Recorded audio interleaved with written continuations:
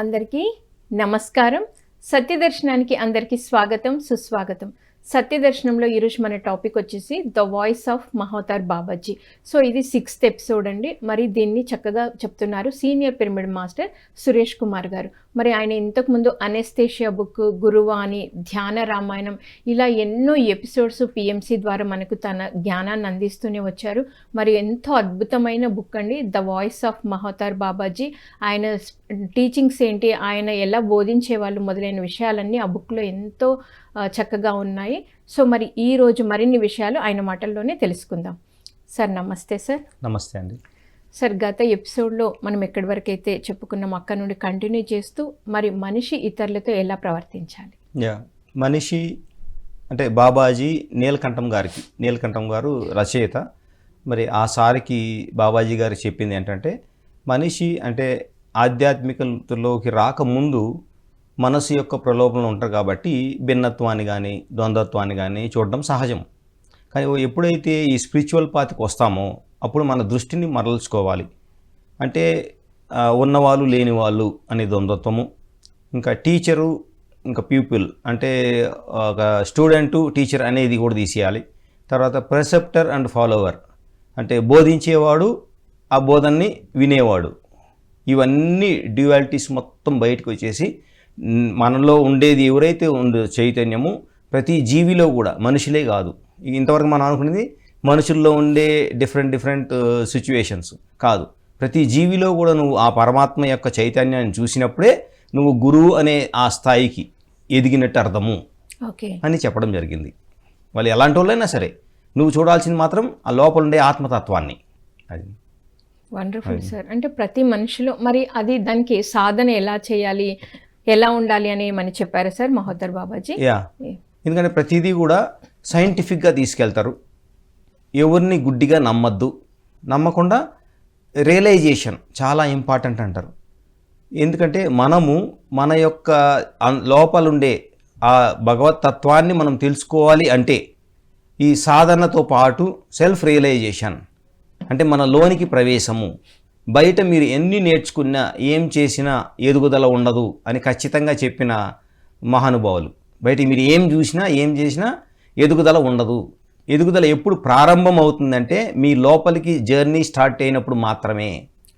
ఎందుకంటే మీ లోపల ఉండేదే బయట వ్యక్తీకరించబడుతుంది. అది మీ చేతిలో లేదు. ఈ యూనివర్స్ని మీరు కంట్రోల్ చేయలేరు, అండర్స్టాండ్ చేసుకోలేరు, అంటే అర్థం కాదు మీకు. కానీ ఒకటి మాత్రం సాధ్యము, మిమ్మల్ని మీరు అర్థం చేసుకోగలరు, మిమ్మల్ని మీరు అవగాహన చేసుకోగలరు ఎప్పుడు మీ లోనికి మీరు వెళ్ళినప్పుడు. సో ఎవరైనా సరే వాళ్ళ లోపలికి వెళ్ళినప్పుడు మాత్రమే వాళ్ళ స్పిరిచువల్ జర్నీ అనేది స్టార్ట్ అవుతుంది. అంతవరకు తిరుగుతూనే ఉంటాము. అది బయట యొక్క ఇన్ఫ్లుయెన్సెస్ ఏమంటాయో అవి మీ మీద ప్రభావితం చేస్తాయి. మీరు ఆ ఇన్ఫ్లుయెన్సెస్ మీద ప్రభావితం కాకూడదు, స్థిరంగా ఉండాలి అనుకున్నప్పుడు మిమ్మల్ని మీరు ఫాలో అవ్వాలి, మీ లోపల ఉండేవాడిని మీరు వినగలగాలి. ఇది బాబాయ్ చెప్పింది. ఎవరికైనా సేమ్. సో మన అంతరంగంలోకి మనం ఎప్పుడైతే వెళ్తూ ఉంటామో మనకి కరెక్ట్గా మనం ఎలా ఉండాలి, అందరిలో ఆత్మే ఉంది అనేది మనకు ఒక అవగాహనకు వస్తుంది. అదే పాత్రలో మనం ట్రావెల్ చేస్తాం. అంతే. Okay sir. సో మరి మగవారికి ఆడవారికి అంటే ఎలా పోల్చి చెప్పారు బాబాజీ గారు? మగవాళ్ళనంటే ఇక్కడ అంటే ఒక అది కాదు తత్వం. ఓకే. అంటే మగవారికి ఉండే లక్షణాలు ఆ తత్వాన్ని చెప్పారు. అది ఎలాగా ఫెమినైన్ ఎనర్జీ ఏదైతే మాతృతత్వం ఉందో దాంట్లో ఉండి దాన్ని పోల్చడం జరిగింది. సో మగవాళ్ళనేమో ఒక లోటస్ అంటే కమలంతో మీరు చూడండి ఎంత అద్భుతంగా ఎక్స్ప్లెయిన్ చేశారో బాబాజీ. కమలం ఎక్కడ వస్తుంది? బురదలో వస్తుంది. అంటే మామూలుగా అంటే ఆ మగతత్వము అంటే పురుషతత్వము అనేది బయటే తిరుగుతుంది, లోపలికి వెళ్ళదు. అంటే సంపాదించేది అనేది ఏది మగతత్వానికి వచ్చింది. లేడీస్ జెంట్స్ కాదు ఇక్కడ. నువ్వు ఏదైనా సంపాదించాలి, బయటికి వెళ్ళి అన్వేషించాలంటే అది ఆ తత్వానికి సంబంధించింది, శరీరానికి సంబంధించింది కాదు. సో బయటికి వెళ్ళినప్పుడు మీకు ఎట్టుంటుంది ఈ లోకము? Lot of negative influences, positive కూడా ఉంటాయి, కానీ ఎక్కువ మిమ్మల్ని ఇన్ఫ్లుయెన్స్ చేసేది అది అంత బురద.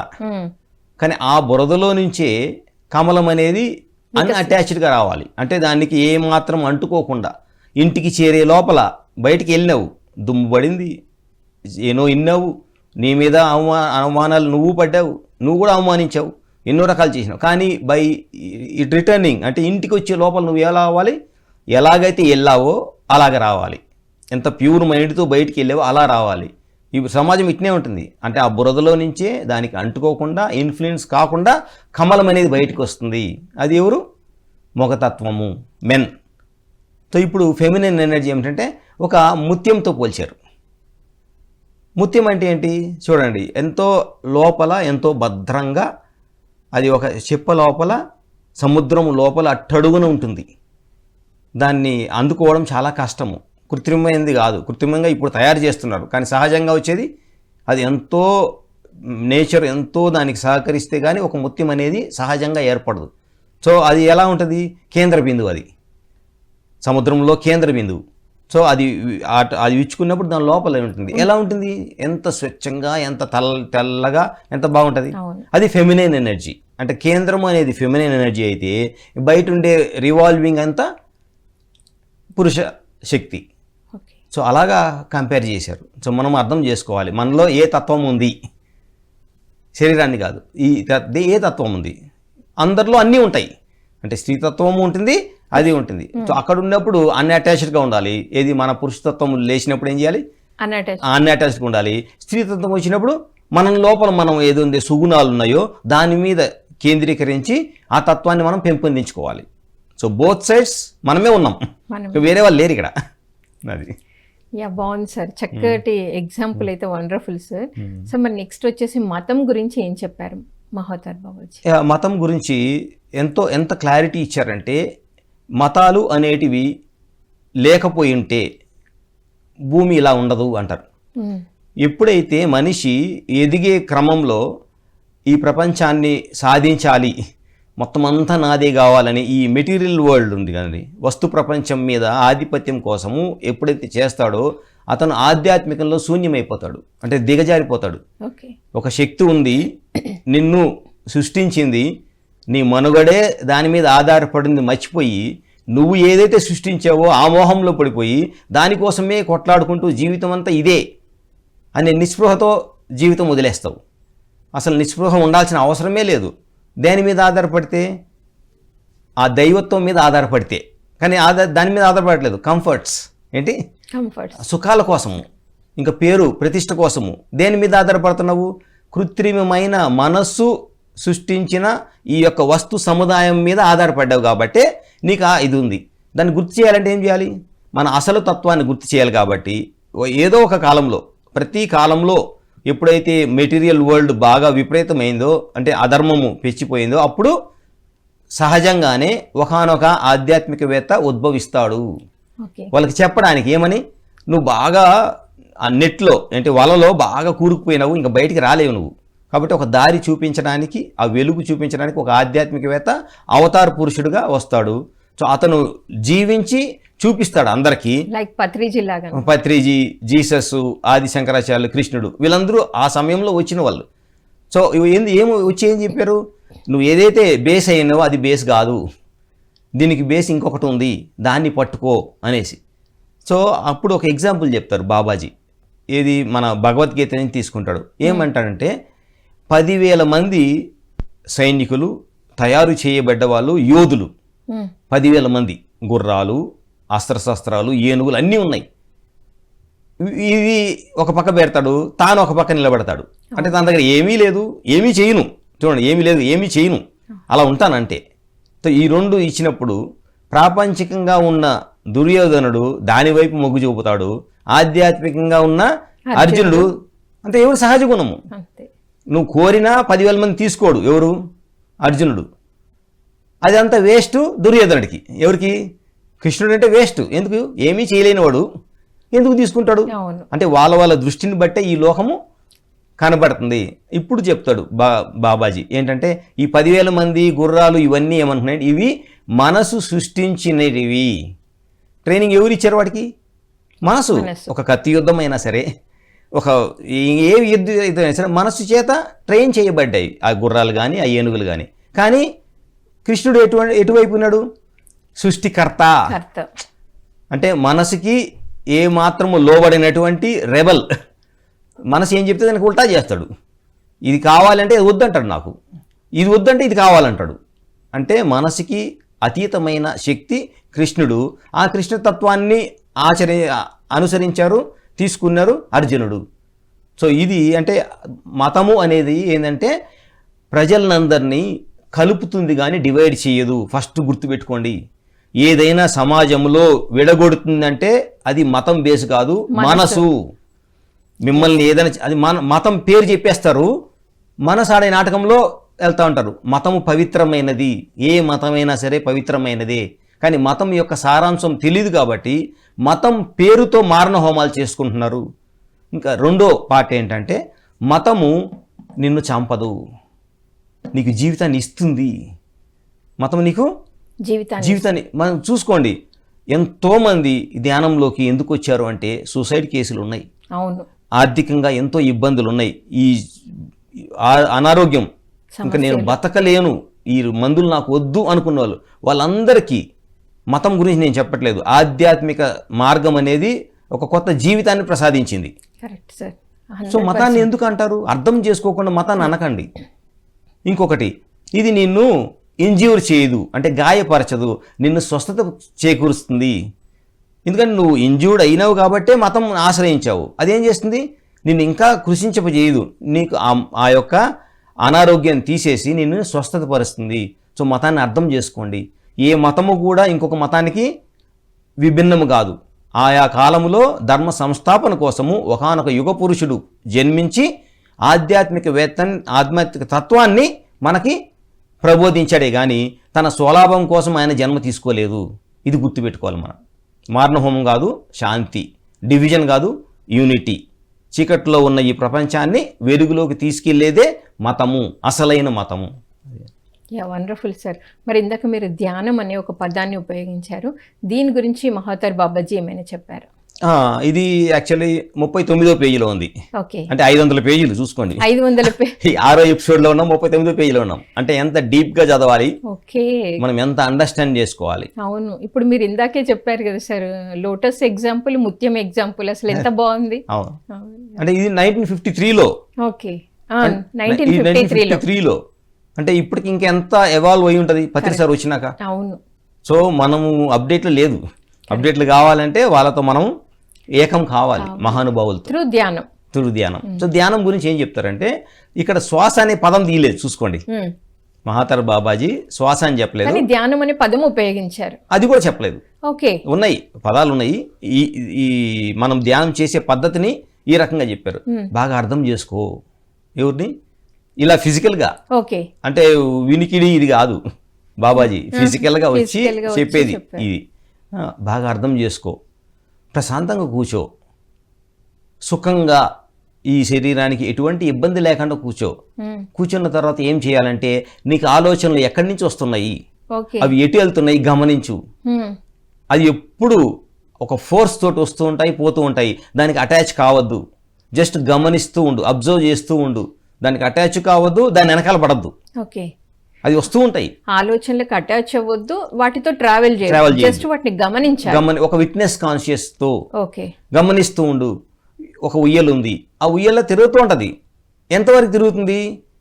ఎవరైనా ఒకరు తోసి అంతవరకే. అవును, న్యాచురల్గా ఎవరు తోయకపోతే ఏమవుతుంది? నార్మల్గా ఉంటుంది, అవుతుంది. మనసు అనేది మనం ఏదైతే ప్రతిస్పందిస్తామో దానికి ఊతం ఇచ్చినట్టు. ఓకే, మనం ప్రతిస్పందించకుండా ఆ ఉయ్యాలు ఊగుతా ఉంది, చూస్తూ ఉన్నాం అనుకోండి, కొంచెంప్పటికి అది న్యాచురల్గా ఆగిపోతుంది. కానీ ఒక ఎమోషన్ వచ్చేసి ఈ ఆలోచన అంటే ఏంటి, దీని వెనకాల కారణం ఏంటి అని ఎప్పుడైతే మనం దాన్ని లోతుల్లోకి వెళ్తుంటామో మనము దాన్ని చెప్పి చేతుల్లోకి వెళ్ళిపోతాము. ఓకే, సో అది కూడా ఆలోచించొద్దు, అస్సలు లేదు, జస్ట్ విట్నెస్ ఉండాలి. అది ఎంత లోతుకైనా పోని, ఓకే, గమనిస్తూ ఉండు, దాన్ని పట్టించుకోవద్దు, అలాగని దాన్ని ఫాలో కావద్దు, గమనిస్తూ ఉండాలి. ఇది చెప్పడం జరిగింది. నాకు చాలా అద్భుతంగా అనిపించింది. పత్రి సుఖ స్థిర ఆసనం ఇక్కడ మనకి సరిపోయింది.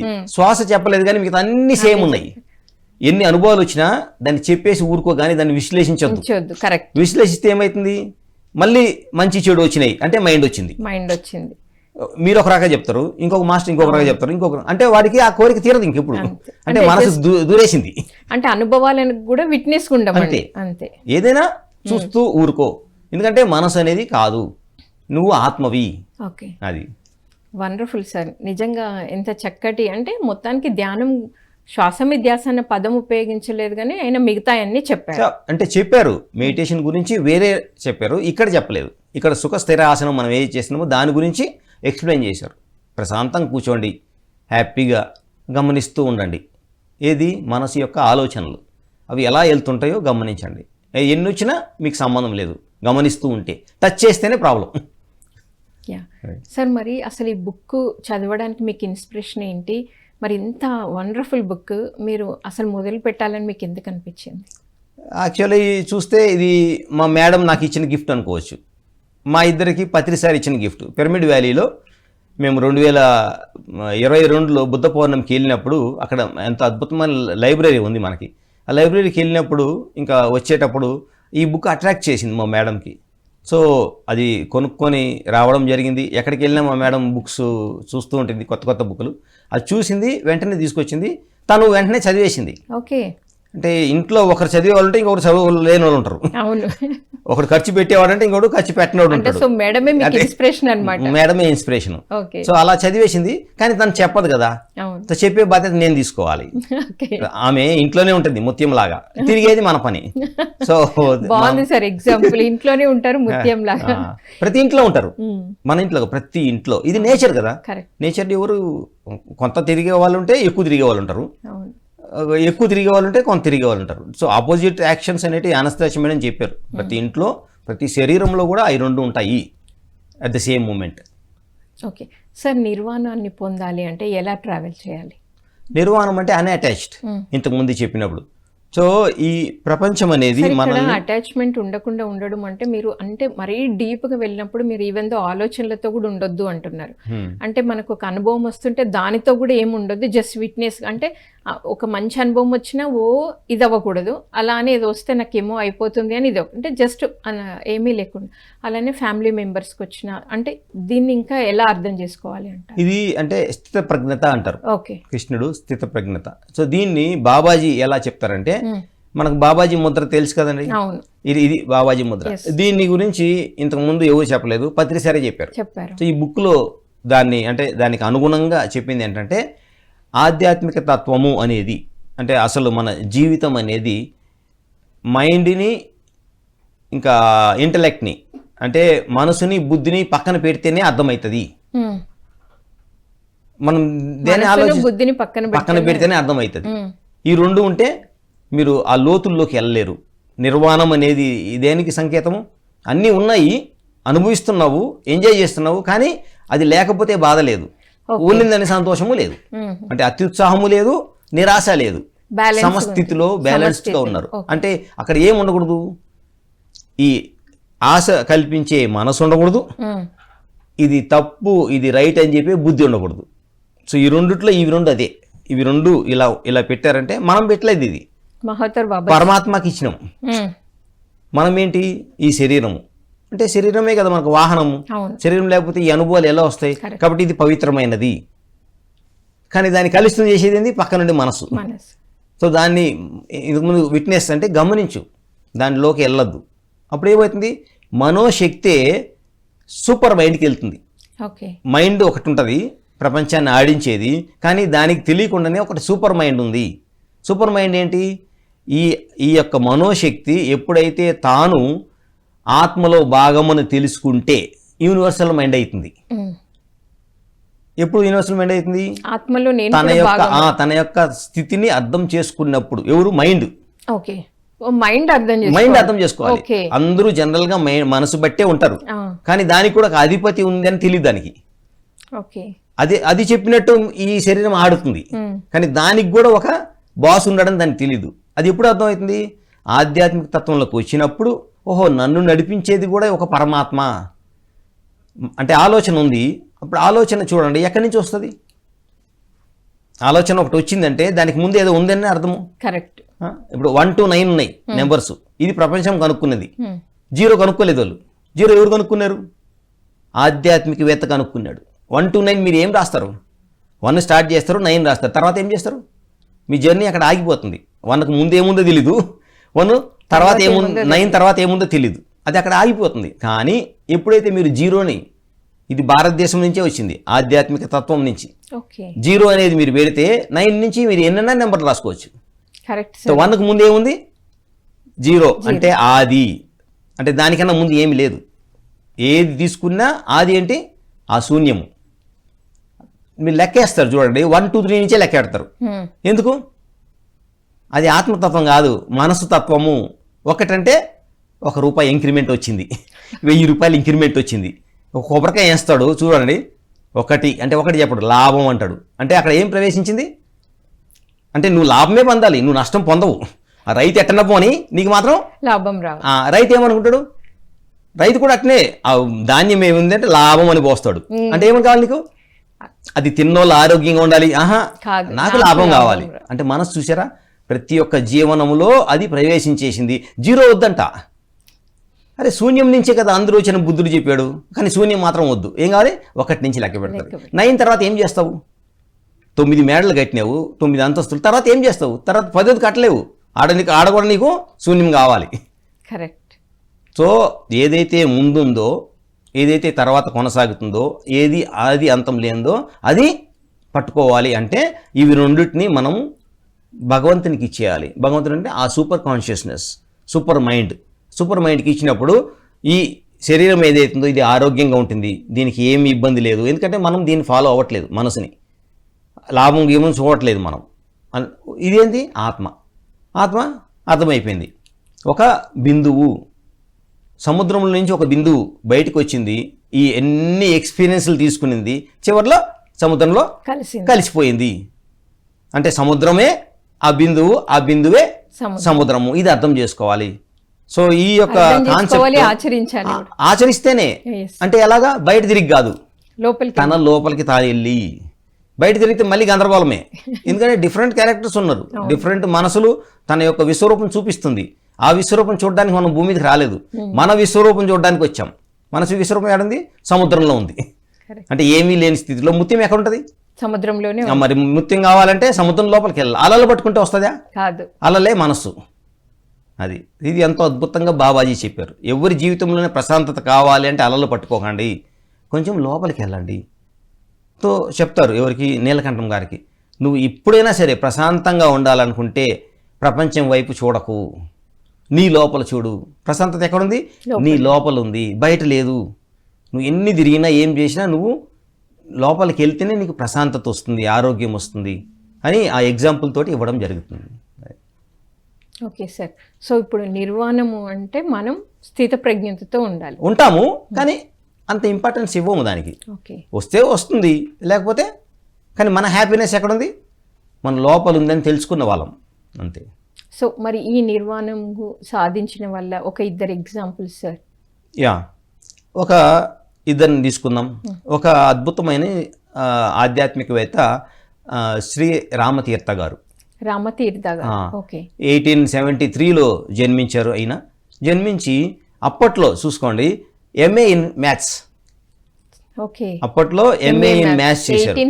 73లో జన్మించిన ఆయన. ఎక్కడ జన్మించారు అది ఇంకా డీటెయిల్గా చూడాలి.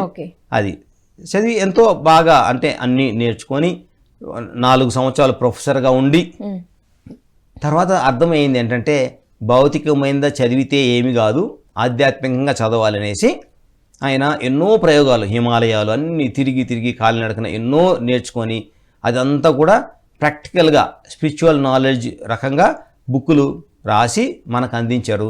33వ సంవత్సరం అంటే 30 సంవత్సరాలే జీవించారు ఆయన. కానీ ఒక అద్భుతమైన ఆశ్రమాన్ని, రిషికేశ్ దగ్గర ఉంటుంది, ఆ ఆశ్రమాన్ని స్థాపించి వాళ్ళ యొక్క పరంపరని కొనసాగించాలి కాబట్టి ఆ జ్ఞానాన్ని అంతా అక్కడ స్థితం చేసి ఆయన అలా నీళ్ళల్లో వెళ్ళిపోయారు. దేహం కూడా దొరకలేదు. అలా గంగా నదిలో అలాగ ధ్యానం చేస్తూ అలాగే వెళ్ళిపోయారు. అంటే అంత సునాయాసంగా జీవించింది అంతా 33 సంవత్సరాలే.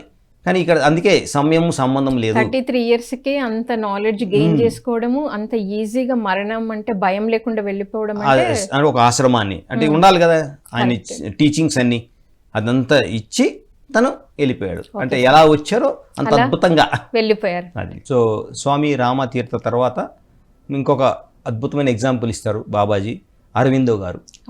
అరవిందో గారు వెస్ట్ బెంగాల్లో జన్మిస్తారు. 7వ ఏటనే యూకే వెళ్ళిపోతారు, బ్రిటన్కి. అప్పుడు చదువుల కోసం మంచిగా చదువుకొని ఎంతో అద్భుతంగా మళ్ళీ తిరిగి వస్తారు. అప్పుడు స్వతంత్ర ఇది జరుగుతుంటుంది, ఫ్రీడమ్ ఫైటింగ్. ఆ జరుగుతున్నప్పుడు ఆ ఎన్నో ఆందోళనలో పాల్గొని ఎంతో చెప్తారు. కానీ ఆ 40 సంవత్సరాలు ఎట్లా జరుగుతుందంటే ఏం చెప్పినా సరే దానికి వ్యతిరేకంగా చెప్తున్నారు. అంటే ఒక శాంతి గురించి చెప్తే ఫైటింగ్ అంటాడు, ఫైటింగ్ అంటే శాంతి అంటారు. ఒకరు ప్రపోజ్ చేసినప్పుడు దానికి అగేన్స్ట్గా ఎవరు? ఈ ప్రజలే. ఏదైనా అడ్వైస్ ఇస్తే దానికి ఒప్పుకునేది లేదు, దానికి ఇంకా విసుగొచ్చేసి ఇంకా ఏం చేస్తారంటే అన్ని వదిలేసి, అంటే అంత స్ట్రాంగ్ ఫైటింగ్ ఉండాలి, నాకు ఈ దేశానికి స్వతంత్రం రావాలి అనుకున్న ఆయన ఇంక వదిలేసి ఇదంతా అయ్యే పని కాదు అనేసి సౌత్ ఇండియా అంటే దక్షిణ భారతదేశం పాండిచ్చేరికి వెళ్ళి అక్కడ ఒక ఆశ్రమాన్ని స్థాపించి 40 సంవత్సరాలు ఆశ్రమం నుంచి బయటికి రారు. ఫస్ట్ 40 సంవత్సరాలు చదువుకొని హైలీ ఎడ్యుకేట్ అయ్యి ఈ ప్రపంచంతో ఇంత అద్భుతంగా చేసిన వాళ్ళు అక్కడ ఇమడలేక ఇది ఎట్లుండే ఇంతే అనేసి ఒక ఆశ్రమాన్ని స్థాపించి అక్కడ ఒక స్వర్గాన్ని సృష్టిస్తారు. 40 సంవత్సరాలు అక్కడి నుంచి బయటికి రానేలేదు. 87 వరకు ఆయన అక్కడనే ఉండి ఒక స్వర్గాన్ని తయారు చేశారు. సో ఆయన ఇచ్చిన బోధన ఏంటంటే, ఆల్రెడీ స్టూడెంట్స్కి వెళ్ళి ఆ 40 సంవత్సరాలు చెప్పినప్పుడు నాయన ఏది కావాలన్నా సరే మనకి దానికి పవర్ ఏంటంటే పేషెన్స్. ఓకే, నువ్వు వైలెన్స్ తోటి అంటే హింసతోటి ఏమీ సాధించలేవు, ఇది నేను నేర్చుకున్న జ్ఞానము. అహింసతోనే నువ్వు ఏదైనా సాధించగలవు అని కాలేజ్ స్టూడెంట్స్కి చెప్పడం జరుగుతుంది. ఇది ఈ బాబాజీ గారు తర్వాత ఏం చెప్తారంటే, మహాత్మా గాంధీజీ అంత స్థిరంగా అహింస మీద నిలబడుకోవడానికి ఆదర్శమూర్తి ఎవరంటే అరవిందో గారు. ఓకే, అంటే ఈయన ఎంటర్ కాకముందే ఆయన అహింస గురించి చెప్పి ప్రపంచంలో శాంతి ఉండాలి అంటే అది అహింస ద్వారానే సాధ్యమవుతుంది అని చెప్పిన ఒక గొప్ప ఆధ్యాత్మికవేత్త. ఈ రోజుకి కూడా మీరు వెళ్తే ఆయన అప్పుడు చేసిన ఆ యొక్క ధ్యానం, మెయిన్ అక్కడ ధ్యానం ఉంటుంది. సో ఆ యొక్క క్షేత్రం ఏదైతే ఉందో ఇప్పుడు కూడా ఆ ఎనర్జీస్ ఉన్నాయి అంటే 40 సంవత్సరాలు కఠోర దీక్ష చేశారు. సో అది ఇప్పుడు కంటిన్యూ అవుతుంది. కంటిన్యూస్గా ఆయన ధ్యానంలోనే ఉన్నారు, ధ్యానం ఉండి ఈ వర్కే చేస్తున్నారు. లిటరేచర్ కానీ ఈ సంస్థ పెద్దగా ఏర్పడము, ఎవరు వెళ్ళినా కానీ అందరూ సమానమే అక్కడ ఉన్నోళ్ళు. ఎందుకంటే ఎంతోమంది ఫారినర్స్ కూడా వచ్చేసారు. సో అందరికీ ఆ ఫ్రీ వీల్ ఇవ్వడం జరిగింది. సో అది ఆధ్యాత్మిక క్షేత్రంగా తయారయ్యి ఈ రోజుకి కూడా ఎన్ని గవర్నమెంట్లు మారినా ఏం మారినా అది అలా కొనసాగుతుంది. సో మన పర్పస్ కూడా మనం వచ్చిన దానికి అలాగా ఒక స్వర్గాన్ని మనకు 1 ఎకరానో 2 ఎకరాలో 10 ఎకరాలో మన స్తోమతను బట్టి క్రియేట్ చేసి వెళ్ళాలి. లేకపోతే ఎందుకు వచ్చినట్టు ఎందుకు పోయినట్టు భూమి మీద వచ్చినామా పోయినామా కాదు. మనం కూడా స్వర్గాన్ని ఇక్కడ చేసి ఇలా ఉంటుంది నైనా ఇలాగ ఉండొచ్చు అని నిరూపించి వెళ్ళాలి. సో అది అరవిందో గారు మనకు నేర్పించిన పాఠం. సో దీని గురించి బాబా గారు చెప్పడం జరుగుతుంది. ఓకే, సో మరి భగవంతుని గురించి ఏం చెప్పారు బాబా గారు? భగవంతుని అంటే భగవత్ తత్వము, మళ్ళీ రూపము, మళ్ళీ పూజలు గీజలు కాదు. ఓకే, భగవంతు తత్వము, దానికి మార్గాలు అంటే భగవంతుడు ఎలా ఉంటారు అనేది చెప్పారు. చెప్పలేరు అన్నారు, చెప్పలేరు, ఏది ఎవరు చెప్పలేరు. ఎందుకంటే దానికి ఒక 3 స్టెప్పులు చెప్పారు. అంటే 3 మెట్లు ఏమంటే, ఒకటి ఫిలాసఫీ అంటే తత్వము, భగవంతుని తత్వం గురించి మనకు ఏదైతే ఉందో అది. రెండోది ప్రేయర్ అంటే ప్రార్థన. మూడోది మెడిటేషన్. ఈ 3 స్టెప్స్ భగవంతుని ఎలాగైనా చేరచ్చు. ఆ ఆధ్యాత్మిక తత్వంతో, ఆ యొక్క సూపర్ కాన్షియస్నెస్తో మీరు ఎలాగైనా చేయొచ్చు. కానీ ఈ 3 మెట్లు అన్నారు అంతే. అంటే ఫస్ట్ అతన్ని ఏమో తెలుసుకోవాలి, ఆ చైతన్యం ఏంటో దాన్ని తెలుసుకోవాలి. రెండోది విధానం ప్రార్థన చేయడము, మూడోది ధ్యానం చేయడం. ఈ 3 చూసుకోండి, ధ్యానం ఒకటే లోపలికి వెళ్తుంది. దీని గురించి అంటే సెయింట్ ఆంబ్రోస్ అనే ఆయన చెప్పడం జరుగుతుంది. మీరు ఎన్ని కీర్తనలు చేసినా, భగవంతుని ఎంత పొగిడినా పదాలు కరువు అవుతాయి, మీ యొక్క భాష కరువు అవుతుంది. ఎందుకంటే ఆయన భాషకి పదాలకి అందనటువంటి ఆయన. దీన్నే మన పురాణాలకు వచ్చి ఉపనిషత్తుల గురించి చెప్పడం జరుగుతుంది బాబాజీ ఇక్కడ. ఒకటైతే క్రిస్టియానిటీ నుంచి తీసుకొచ్చారు దాన్ని, ఇంకొకటి మన పురాణాల నుంచి చెప్పారు. ఏంటంటే ఉపనిషత్తులన్నీ కూడాను ఎన్నో రకాలుగా కీర్తించాయి, అది ఋషుల నుంచి వచ్చింది భగవంతుని. కానీ ఇది అని చెప్పలేకపోయినాయి. మీరు ఎన్ని సహస్రనామాలు చెప్పుకోండి, కరువు అవుతాయి. ఎందుకు? ఆయన లేని నామమే లేదు. మీరు ఎన్నెన్ని పొగడతారు? ఆయన కీర్తికి లోబడితే దానికి ఆయన కీర్తిని త్యజించినవాడు. ఎన్ని పేర్లు చెప్పుకున్నా మీరు ఎంత కీర్తించినా అవి కరువు అవుతాయి, కానీ భగవంతుడు కరువు కాడు. సో ఉపనిషత్తులన్నీ ఒక చోటకు వచ్చి ఆగిపోయినాయి. అంటే ఇంకా ఫర్దర్గా నువ్వేమీ చెప్పలేవని అక్కడ ధ్యానం మొదలైంది. ధ్యానం ఏంటి? ఇప్పుడు మాటలతో చెప్పడం కాదు, కీర్తించడం కాదు, స్తుతించడం కాదు, మన లోనికి ప్రయాణము. నువ్వు భగవంతుని కరెక్ట్గా తెలుసుకోవాలి అంటే బయట వెతకడం కాదు, నీ లోపలికి వెళ్ళినప్పుడు నీ లోపల ఏదైతే నువ్వు కనుక్కుంటావో దాని యొక్క విశ్వరూపమే బయట ఉండే భగవంతుడు. సో నిన్ను నువ్వు కనుక్కోకుండా బయటికి వెళ్ళి కనుక్కోవడం సాధ్యం కాదు. సో ఇక్కడ ఆ 3 స్టెప్స్ చెప్పి దానికి 3 ఎంతో అద్భుతమైన విధానాలు చెప్పారు. ఎందుకంటే ఫస్ట్ ఎవరైనా సరే ఫస్ట్ ఎలా ఉంటారు అంటే కడిగిన ముత్యంలాగా ఉంటారు. అంటే ఏంటి? ప్యూరిటీ. స్వచ్ఛంగా ఉండే వాళ్ళని ఏమంటారు? ప్యూరిటీ. కడిగిన ముత్యంలాగా అంటారు. ఇలాగ దిగుతుంది ఆత్మ. దానికి ఏమీ తెలియదు, అసలు ఏమీ తెలియదు. అసలు ఎంతమంది మోసం చేస్తారో వాళ్ళని అమాయకులు అనుకుంటారు, కానీ దానికి అసలు ఏమీ తెలియదు. అప్పుడే వచ్చిన ఆత్మ ప్యూరిటీ, కంప్లీట్ ప్యూరిటీ. ఎవరు ఏం చెప్పినా నమ్మేస్తుంది, ఎవరు ఏం చెప్పినా చేసేస్తుంది. కానీ ఆ ప్యూరిటీ అనేది స్వచ్ఛమైన ఆ భగవంతునికి ప్రతిరూపము అంటాడు బాబాజీ. పిల్లలు ఎవరైతే పుడతారో వాళ్ళకి అసలు ఏమీ తెలియదు, ఏం చేసినా ఆ నవ్వు అలా వస్తూనే ఉంటుంది. అంటే వాళ్ళకి ఇంకా ఈ మనసు ప్రభావము పడలేదు. సో ఒక్కసారి కానీ ఆ ప్యూరిటీని మీరు కోల్పోతే మనుషులు తిరిగి మీరు ఎప్పుడు పొందలేరు. తిరిగి అది అసాధ్యము. ఎందుకంటే ఆ ప్యూరిటీలో కంప్లీట్ దైవత్వం ఉంటుంది. మనసు అనే ప్రలోభమే ఉండదు, బుద్ధి అసలే ఉండదు. అంటే ఇది కరెక్టు ఇది అని తెలీదు. అతను హ్యాపీగా ఉంటాడు అంతే. అది అతని యొక్క పరమానంద స్థితి. మరి పరమానంద స్థితిలో అలాగే ఉంటామంటే ఉండవు. ఎందుకంటే లోకం ఏం చేస్తుంది? నిన్ను మోల్డ్ చేయడానికి ప్రయత్నిస్తుంది. ఎప్పుడు నవ్వుతా ఉంటావా? పని బాట చేయవా? స్టార్ట్ అయిపోయింది. ఎప్పుడు తినడమేనా? ఎప్పుడు నిద్రపోవడమేనా? పని చేయవా? చదువుకోవా? అయిపోయింది. అంటే ఇంక ఇప్పుడు స్టడీ స్టార్ట్ అవుతుంది. సో ఒక్కసారి కానీ స్వచ్ఛమైన ఆ యొక్క ప్యూరిటీని మనం వదులుకుంటే ఇంకా మీరు ఏం చేసినా దాన్ని పొందలేరు. ఏం చేయాలి? మనకి ఎప్పుడైతే తెలిసిందో ఓహో ఎంత ప్యూరిటీలో ఉన్నాము, ఎంత కలుషితమయ్యామని, దాన్ని అక్కడ ఆపేయండి. ఇంకా ఫర్దర్గా కలుషితం కాకండి. ఎందుకంటే తెలిసి తెలియకో ఇంతవరకు అయిపోయినాం. ఇప్పుడు చెడు తెలుసు, మంచి తెలుసు, కానీ తెలిసి కూడా ఇంకా మనం చెడు వైపు ఆ చేయరాని పనులు చేసామనుకోండి ఏమవుతుంది? ఇంకా మనం లోతుల్లోకి వెళ్తున్నాం మనసు యొక్క దాంట్లో. కాబట్టి ఎక్కడైతే మీకు తెలిసిందో దీని తర్వాత మనము ఆ చెడు పనులు చేయకూడదు, ఆ చెడు వ్యవహారాలకు దూరంగా ఉండాలని తెలుసుకుంటామో అక్కడ ఏం చేయాలి? బ్రేక్ వేయాలి. అక్కడి నుంచి మళ్ళీ మనం స్వచ్ఛత వైపు ప్రయాణం చేయాలి. అంటే వీలైనంత. కానీ కంప్లీట్గా మీరు స్వచ్ఛత రాలేరు. ఎందుకు? మీ మనసు ఆ చిన్నపిల్లల మనసు కాదు. ఇప్పుడు ఎన్నో అనుభవాలు వచ్చేసినాయి మనిషికి. వాడు ఏది చెప్పినా గుడ్ బ్యాడ్ రెండు ఆలోచిస్తాడు. ఇది సహజమే.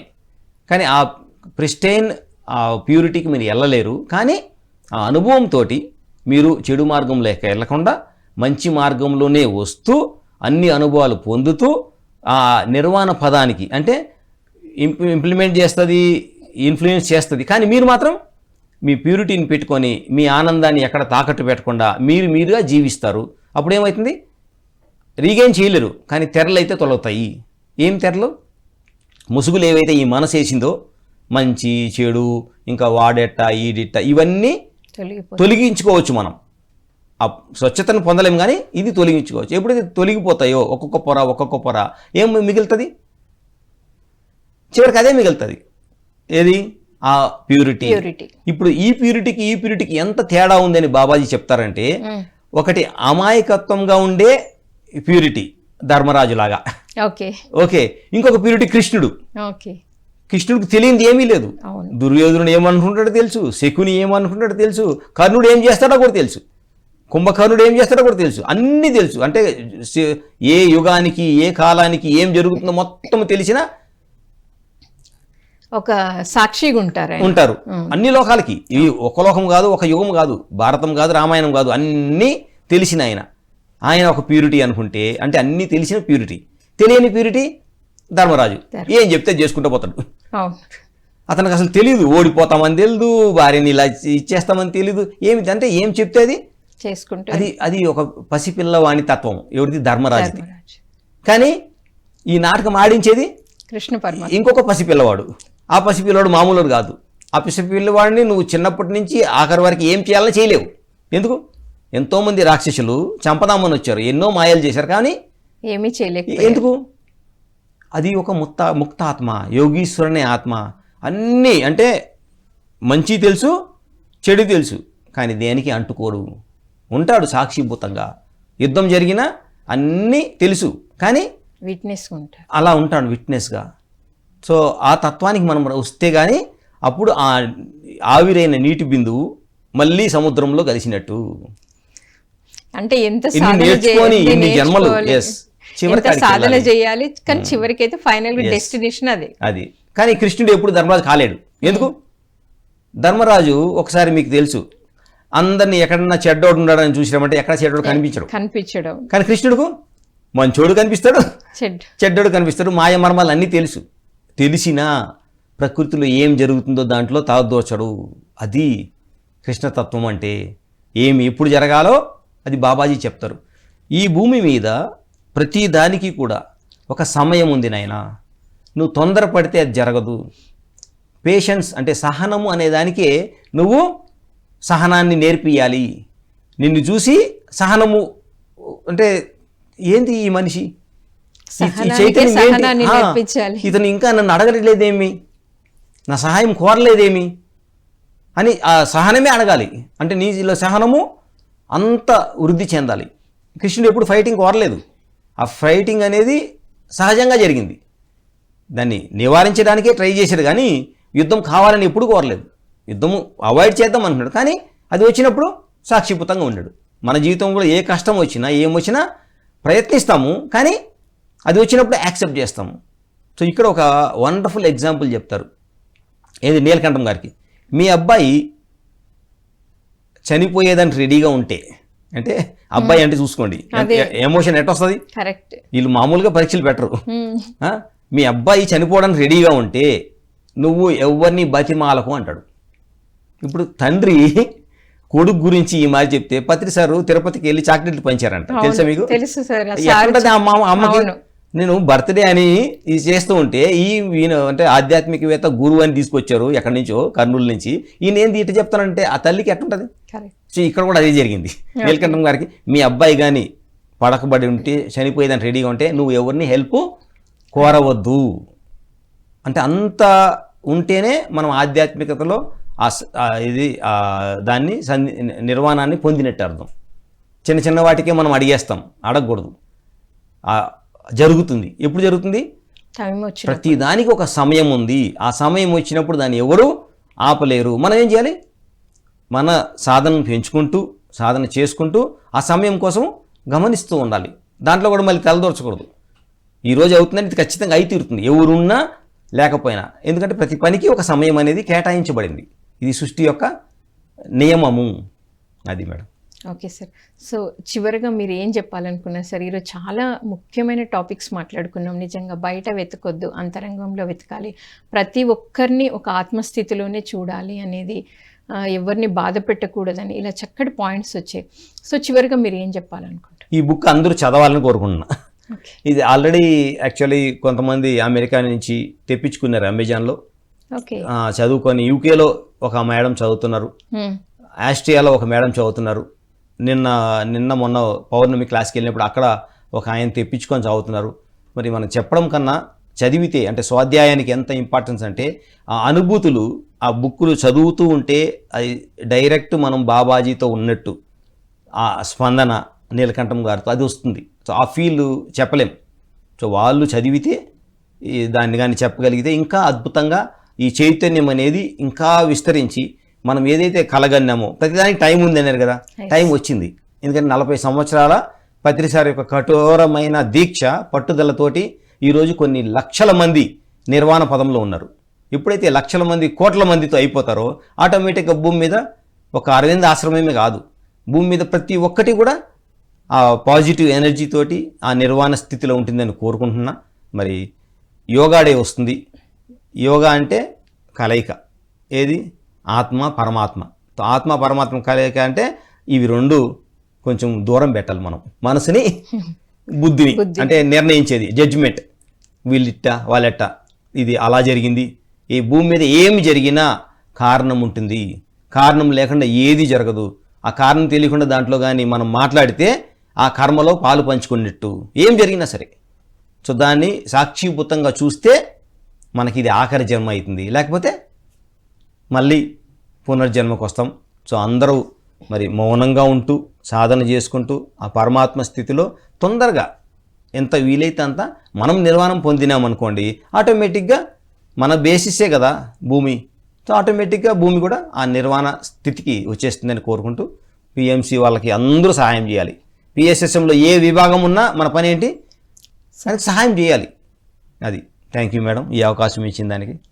So thank you sir. మరి ఎంతో అద్భుతంగా మహావతార్ బాబాజీ టీచింగ్స్ నిజంగా కొడుకు ఇది అవుతుంటే కూడా నువ్వు హెల్ప్ అడగొద్దు అని చెప్పడం కూడా ఎంతో అద్భుతంగా ఉంది. అంటే గురువులు ఎంత పరీక్షలు పెడతారు అనడానికి చక్కటి ఎగ్జాంపుల్స్ కూడా మీరు చెప్పారు.